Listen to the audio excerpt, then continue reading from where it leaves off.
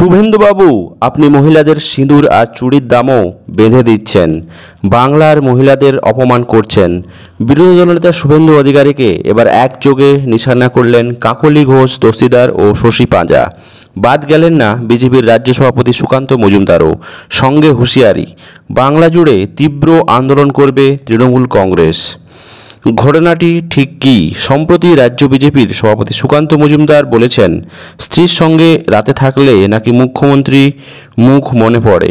আর শুভেন্দুর বক্তব্য, বাংলার মা মেয়েদের শাঁখা সিঁদুর 500 টাকায় বিক্রি হবে, আমরা জিতলে 3000 টাকা দেব। আর তাতেই রীতিমতো ফুঁসে উঠলেন দুই তৃণমূল নেত্রী। আজ সোমবার তৃণমূলের বারাসাত সাংগঠনিক জেলার কার্যালয়ে সাংবাদিক সম্মেলন করলেন কাকলি ঘোষ ও শশী পাঁজা।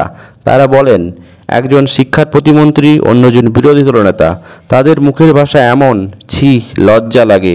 মহিলাদের স্বনির্ভর করতে 2021 সালে মুখ্যমন্ত্রী লক্ষ্মী ভাণ্ডার প্রকল্প চালু করেছিলেন এবং সেই প্রকল্প এখনও চলছে।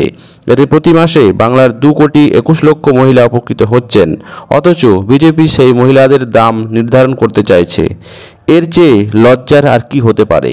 তাই যতক্ষণ না এই দুই নেতা ক্ষমা চাইছেন, ততক্ষণ ওদের ধিক্কার জানিয়ে রাজ্য জুড়ে কর্মসূচি পালন করব তৃণমূল কংগ্রেসের এই অঙ্গীকার। দর্শক, তৃণমূল কংগ্রেসের এই দুই নেত্রী এবং বিজেপি দুই নেত্রীর গোষ্ঠীদ্বন্দ্ব প্রসঙ্গে আপনাদের কি মতামত অবশ্যই কমেন্ট বক্সে কমেন্ট করবেন। চ্যানেলে নতুন হলে চ্যানেলটিতে সাবস্ক্রাইব করে পাশে থাকবেন।